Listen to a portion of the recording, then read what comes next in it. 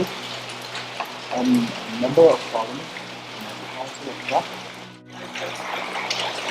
I have so many to share. Right from the narratives that I heard from the parents, the story about my own village is called Hindu. But previously, once actually, it was not Hindu. It was called Temakan. How like it happened, why it happened. Very interesting story. And that I don't know, maybe there are some additions and like exaggeration there can be possible, but those were the real story. I think if you want to know about that, it is very interesting. I've saved in this drive also. I just summarized, and I was just listening to one old lady there, maybe 100 something years old. And she was told by her grandfather then, I don't know when it was. So she was sharing all the things to me, and I just drafted the whatever I summarized, I tried to summarize whatever she told. There was a man lady, very rich woman, a villager, who was, I think, head of the village as well as the richest person of that community. She had thousands of acres of land. She had, like domestic animals like cattle and goats, shade and everything, horses and all. But she was all alone, widow, with no children. Unfortunate. She had all those servants and all serving her, working for her. And the whole village, the people from the whole community, every day they used to work for her. And whatever they require, they need, right from the rice to the grains to the money that they hardly had at those days. But everything they used to take from her, that lady. She had that cow shed, big cow shed where she had thousands of cattle, and the cow herders, the guys who used to look after the cows. They were quite far away from where the house of the lady was located. It was deep in the forest. But unfortunate for that lady, because she was all handicapped. Not handicapped because of something problem with her body, but she was handicapped being quite old as well as single. She hardly could, manage to reach the cow shed to that far away forest. And the cowboys in her cow shed started becoming equally powerful and rich. Why? Because they started selling the cows, exchanging the cows with something else, and they started becoming rich. The lady was not happy with that. Ultimately, what she did was she planned to massacre a whole family of the what do you call that cowboy. One person was looking after his cow. So she called the villagers at home and gave them everything, whatever they want, they need, and sent them to kill whole family. Then it was called not Babindu but Pemotang. Then the villagers at night went to that jungle, the forest, and killed all, except the head of the family could escape. And the narratives, they say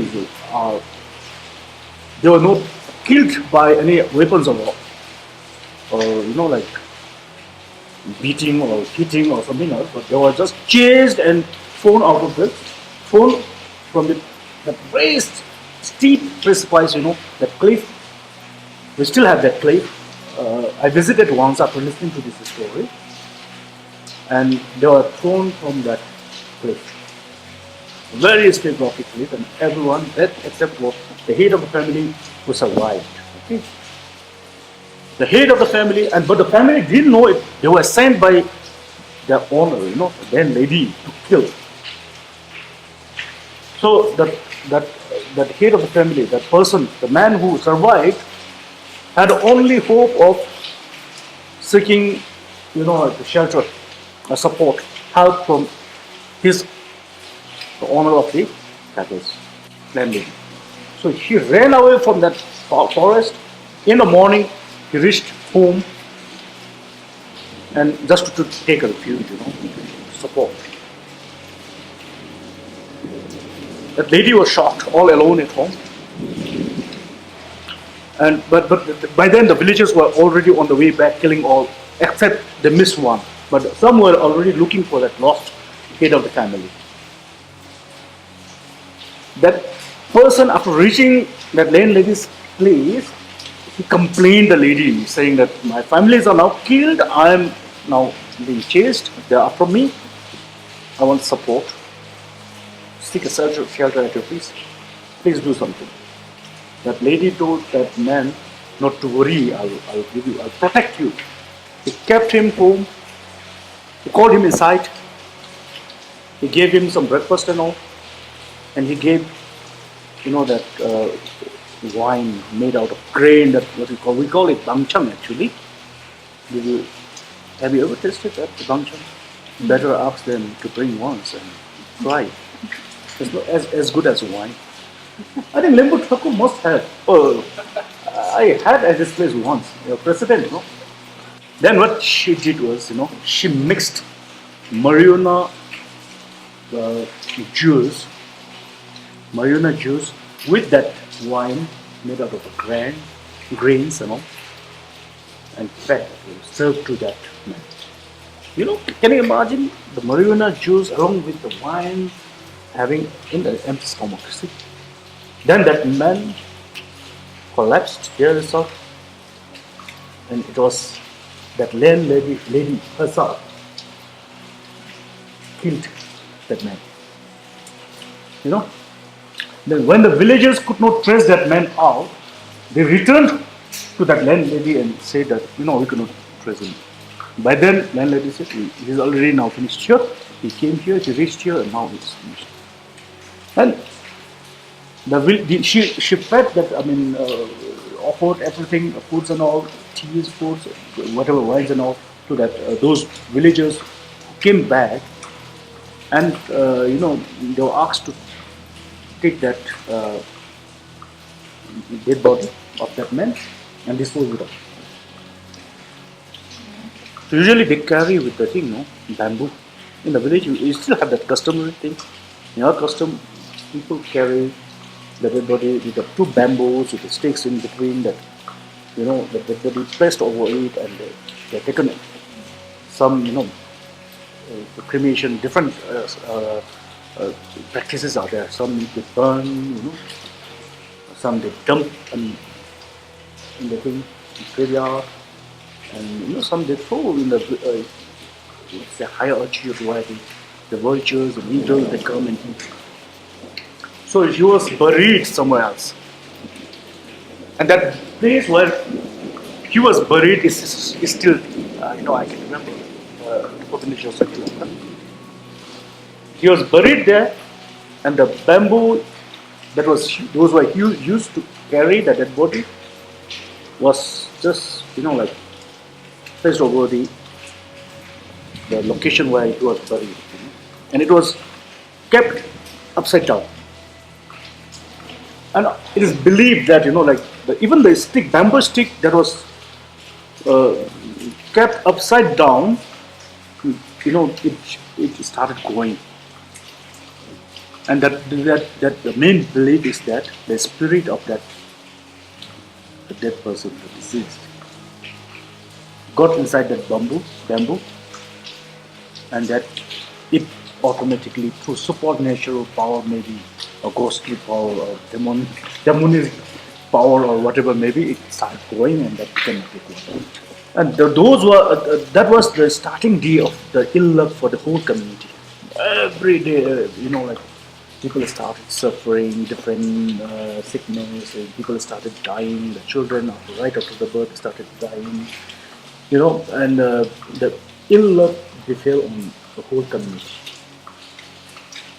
And it is said that people, the elders, the village elders from that community had to go to Har district, the other district, where they had a lama, and they had to request the lama to come and do something to subdue that demon. Lama came to our village. He had to meditate there, and he had to take the spirit of that demon, that person who was dead, who was already buried there. He had to take that spirit from that place where he was buried, and then put into one of the hotel which is built there in the middle of the paddy field. That's how like you're sealed here. That's our belief actually. I don't know whether you all believe or not, but our people says that you're sealed there in that hotel. It's a stupa. Then that lama renamed. Our village is like something like bucket. It looks like far over from the other side of the village. If you look at our village, it looks like a bucket type. So bucket, usually we call it Shondu. So now it was named as Shondu, and now it has become Bindu instead of Pemo. And we are now Jindu instead of Pemo. From this is something like this is just a narrative of my own village. I don't remember. I didn't analyze what exactly. Perhaps